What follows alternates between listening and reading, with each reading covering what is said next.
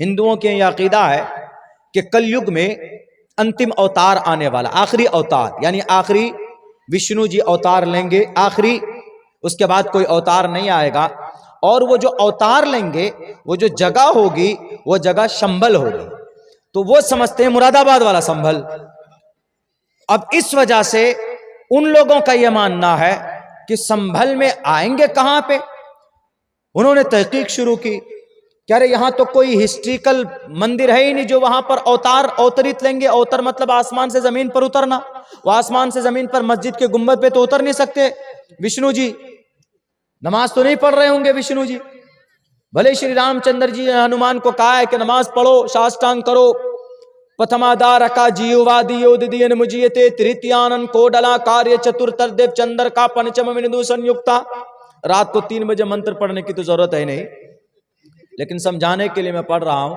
मंत्र तो खैर 200-300 कितना भी पढ़ सकते हैं, नो नीड, इस वक्त तो जरूरत नहीं है, लेकिन खैर हम आपको समझा रहे हैं। तो श्री रामचंद्र जी ने हनुमान को साष्टांग करने की परमिशन दी। 100 अष्टांग 8 अंग से भक्ति करना। 8 अंग से भक्ति कैसे होगा? सूर्य नमस्कार में तो होगा नहीं, जय हनुमान ज्ञान गुण सागर पढ़ने में तो होगा नहीं, ओम भूर्भुवस्सुवः पढ़ने पे तो होगा नहीं, मंदिर में जाकर माथा टेकेंगे तो भी नहीं होगा। हाँ, जब नमाज पढ़ेंगे तो 8 अंग जमीन पर टिकता है। जब नमाज पढ़ते हैं, सजदे में जाते हैं, 8 अंग टिकता है। पेशानी, नाक, दोनों हाथ, दोनों घुटने और दोनों पैर के अंगूठे, 8 हुए कि नहीं है? 100 अष्टांग पथमादारका जीववादियोदियन मुझिए थे बैरक है। तो अब इन्होंने देखा कि संभल में कोई, वहां तो मस्जिद है, अब मस्जिद में तो अवतार लेंगे नहीं परमात्मा, वहां अब क्या होना चाहिए? तो अब उन्होंने देखा कि ढूंढो, कुछ निकालो सोचा। अब उन्होंने अकबरनामा को ढूंढा, बाबरनामा को ढूंढा। उसमें कहीं लिखा है अकबरनामा बाबरनामा ऑथेंटिक किताब नहीं है, उसको दलील नहीं बना सकते। अकबरनामा बाबरनामा में उनको कुछ भी मिल गया कि हाँ, संभल में जो जामे मस्जिद है, मस्जिद शाही जामे मस्जिद संभल की, उस मस्जिद के नीचे 500 साल पहले एक मंदिर था। 2 घंटे के अंदर में परमिशन हो गया। इंडिया का ये मामला चल रहा है ना, आप लोग भी देखते होंगे।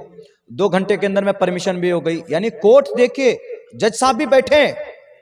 अच्छा, 8वें अवतार विष्णु जी लेंगे तो उसके नीचे मंदिर था, उसी मस्जिद, उस पे मंदिर मस्जिद बना दिया गया। लो फौरन 2 घंटे में नोटिस, 1 घंटे के अंदर फौरन पुलिस वाले पहुंच जाते हैं, 1 घंटे के अंदर में सर्वे हो जाता है, सब कुछ हो जाता है। अगर रेपिस्ट को पकड़ने में, मेहुल चौकसी को पकड़ने में, विजय माल्या को पकड़ने में अगर इतना चुस्ती और फुर्ती दिखाते तो अभी कई लाख करोड़ रुपए हमारा भारत में होता। लेकिन नहीं, सालों गुजर जाते, कोई चोर नहीं पकड़ा जाता, कोई लुटेरा नहीं पकड़ा जाता, कोई डाकू नहीं पकड़ा जाता, रेपिस्ट नहीं पकड़े जाते। मेरे भाइयों बैरकैफ, तो उन्होंने कहा कि भाई अब जब विष्णु जी आएंगे तो कहां आएंगे, अवतार कहां लेंगे?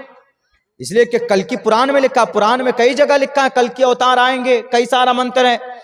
वो एक तो यह है अज्ञान हेतु किरत मोहम्मद अंधकारम नाशम विदायम हित दोदयत विवेक भय वैदाहम मित पुरुष महानिमादित्यो वरुण तपस्य प्रस्तात् अहमिद्दि पृष्ठुति मेगा मर्तस्य जगरंबा सूर्या जाने, बहुत सारे हैं मंत्र, बहुत सारे। नराशन संवाजनम वाजन्नि शैदीरम पूषणम सन्मैरी भे रथम न दुर्गा दव सवा सुदानवो विश्व सम्मातरो आंसो निस्पिपर्ता।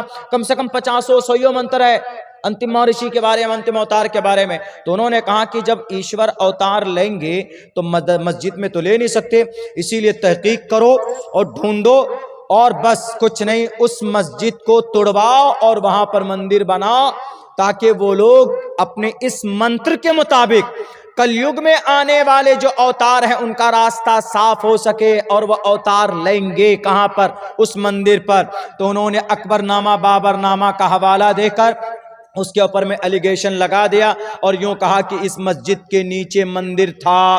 1529 के अंदर बाबर बादशाह ने इस मंदिर को तोड़कर मस्जिद बनाया। मस्जिद, जमीन, किसी की जमीन हड़प करके मस्जिद बनाना जायज है? मंदिर तो दूर की बात है,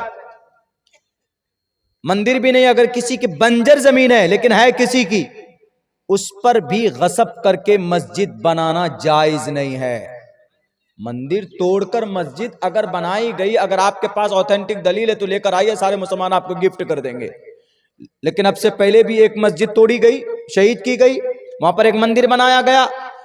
सुप्रीम कोर्ट ने दलाइल के बगैर सिर्फ एक चीज सामने रखकर उन्होंने फैसला किया कि भाई दंगा किसमें नहीं होगा।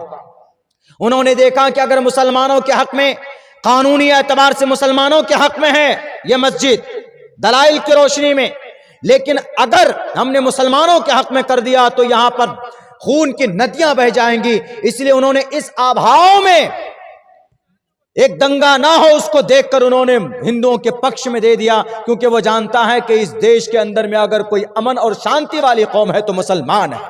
इसीलिए मुसलमानों ने उसका मुजाहरा भी किया, वरना दलाइल की रोशनी में वो मस्जिद हमारी थी, हमारी है और कयामत तक उसका नाम हमारे लिए रहेगा। मेरे भाइयों, बहरकैफ उन्होंने तहकीक की, बहरकैफ क्या है, चलो भाई लाओ, देखो इसके नीचे हालांकि कानून बना हुआ है, वहां का एक कानून है कि भाई 15 अगस्त 1947 के दिन जो मस्जिद थी वो मस्जिद रहेगी, जो मंदिर था वो मंदिर रहेगा, वो इंडियन कानून में है। 1991 में ये कानून बना, लेकिन उसको भी बालाए ताक रख दिया। खैर, गलत फहमी यही है, उनका कहना है कि अंतिम जमाने में कल की अवतार संबल नामी जगह में पैदा होंगे तो वहां पर कोई भव्य मंदिर है ही नहीं, तो आएंगे कहां पर। इसलिए बेहतर है कि ये जो भव्य मस्जिद है इसको तोड़ो, इसको शहीद करो, और यहां पर ऐसे ही जैसे वहां राम मंदिर बनाया गया, यहां कल की अवतार का मंदिर बनाओ, ताकि मर्यादा, ताकि अंतिम अवतार, अंतिम महर्षा, अंतिम महर्षि, अंतिम संदेशता, अंतिम मैसेंजर वो आकर यहां पर अवतार लेंगे। इसीलिए वो लोग कानूनी कार्रवाई इस पर लगे हुए हैं और पूरा वावेला मचाया हुआ। नौजवानों ने मखालफत की तो उन नौजवानों के 5 नौजवानों के सीनों में गोली दागी गई। क्या किसी पुलिस को नौजवानों के सीनों में, वहां के सिविलियन के सीने में गोली दागने की परमिशन है?